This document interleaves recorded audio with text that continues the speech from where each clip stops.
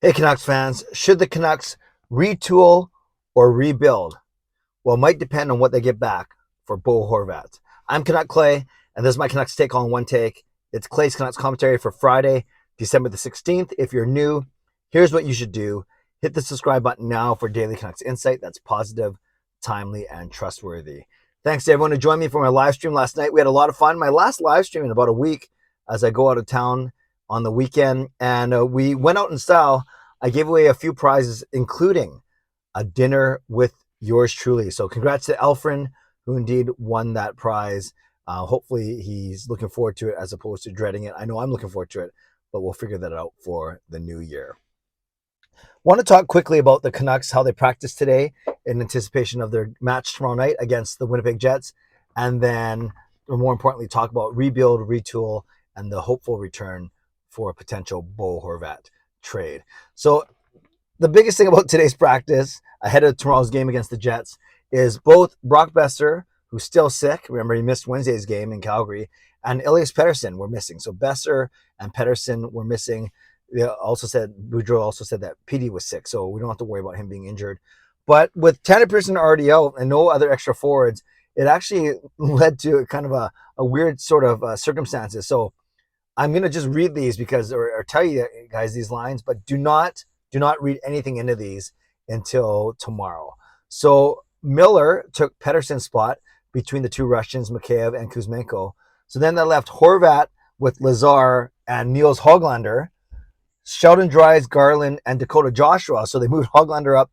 Dries and Garland went with Joshua. And the fourth line of, get ready for this, Niels Aman, Jack Studnicka, and Travis Dermott. Yes, Travis Dermott still not cleared to play from a concussion protocol standpoint. So practicing, but not cleared to play yet in games. Hopefully that'll change soon. So in essence, he was filling in because the Canucks only had 11 forwards at practice. So that means the 7 defensemen, they just kind of rotated through. We know that we've seen a lot of OEL with Bear, Hughes, and Shen, Stillman, and or Burrows with Myers. So that's how they kind of rotated through. And maybe I don't know for sure. Maybe they tried OEL with Bear a couple times. Regardless, the 7 defensemen, not 8 because of Dermott playing forward, the 7 defensemen cycled through. So again, let's not read anything into these lines, mostly because of Pettersson missing. If he's back in tomorrow, hopefully he is. Let's presume he's in. Let's presume Besser's not. You could run back the same 4 lines as you did against Calgary. That's Petey between the two Russians, Horvat, Miller, Lazar, Dries, Garland, and Hoglander, our best line last game, and then Oman, Studnicka, and Joshua. So we'll see what happens, but we hope that both PD and Besser recover relatively quickly. What I want to talk about for the bulk of this video is a potential return for Bo Horvat. I know a lot of people asked me about that. And a couple of reports that have been out there. So if you believe these reports, the Canucks are looking for players that can play in the lineup now, this year. And therefore, that signals more of a retool as opposed to a rebuild, which means trading for futures. So there's a lot to break down here. The Canucks in the past, Jim Benning was the type who would try and retool. He would try and make what they call, it's funny they call them hockey trades, because aren't we talking about hockey? But a hockey trade basically means trading an asset for players that can enter in the lineup now, as opposed to a non-hockey trade, which is still a hockey trade, if you know what I mean. But a non-hockey trade would be more futures, draft picks, and prospects. So we know that Jim Benning loved to do these hockey trades. Then they barely work. Think of Marcus Granlund, Lyndon Vey, Emerson Edom, guys like that who really didn't move the needle. So hopefully for a guy like Horvat, if the Canucks indeed, if rumors are to be true, and both Darren Dreger and Pierre LeBrun reported on it in the past week, that the Canucks are looking for to make a hockey trade. And that includes a young centerman and a young right-handed shot defenseman. So a young centerman, a young defenseman, a right shot defenseman. So there's 2 assets right there. And then if you get anything else on top of that, then that's kind of gravy. But that's what I mean about a hockey trade. So the pros and cons of this is it keeps the Canucks in theory more competitive, obviously depending on who you get. And I guess the con would be you're not really rebuilding or changing much, or you're changing a little bit, of course, but you're not changing as much as you could if you got prospects and picks. And it might actually limit who you can trade with, because teams are more reluctant to trade current roster players than futures, because the futures are so speculative, whereas current roster players, you at least you know who you have. So why would a team that's contending, why would they want to give up two players, even if they're minor contributors, but two solid NHLers, which the Canucks would want? Would you give that up for Bo Horvat, who you might lose after 6 weeks?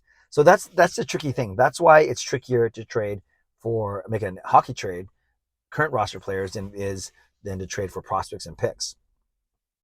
So that would be the thought between retooling, making an NHL hockey trade, and the Canucks then would be able to still try and go for a playoff spot this year. And what's interesting is, I think it was in Drager's report, he said they're looking for an NHL centerman and an NHL defenseman. He actually said the word NHL, or the abbreviation NHL. He didn't say a young center and young defenseman, a prospect center, a prospect defenseman. He said an NHL center and NHL defenseman, leading credence to this thought that the Canucks want to retool as opposed to rebuild. Also, Patrick Allvin back earlier this year said he doesn't want to take a step back. He thinks that they can compete. So, and of course, if you have Francesco Aquilini putting some either overt or very obvious pressure on the Canucks to make the playoffs, i.e. playoff revenue. So those are all the reasons to retool instead of rebuild, even though it might actually hurt the return. But actually, I should talk about that really quickly. Imagine though trading to a playoff contender who's willing to trade futures. They don't know what those futures are going to be. They know if you're a playoff contending team that the first round draft pick, if that, is going to be in the probably bottom 10 picks of the first round.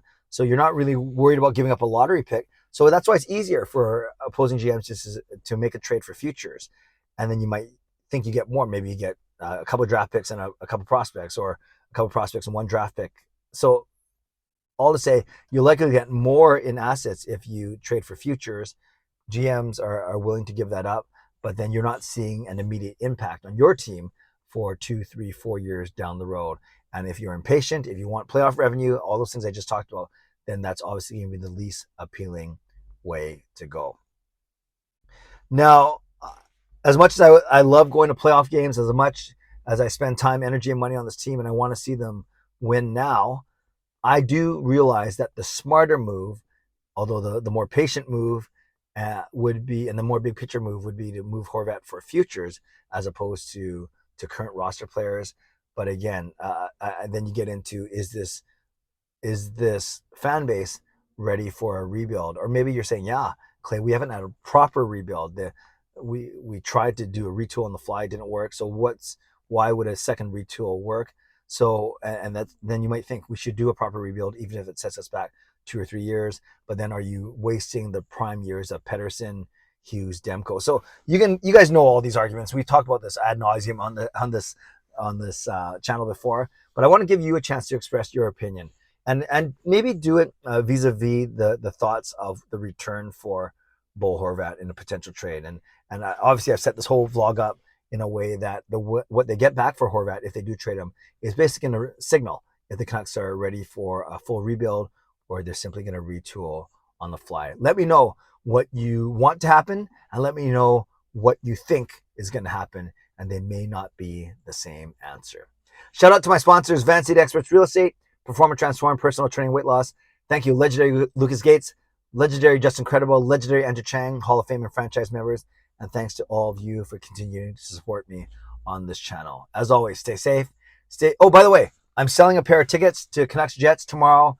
I'm listing them for $375, but if you make me an offer of $350, I will take it. So let me know, canuckclay@gmail.com, if you want Canucks Jets tickets for tomorrow night in the Laurel Bowl. Now, stay safe, stay healthy, take care of yourselves, and take care of each other. Have a great day. God bless, and go Canucks go.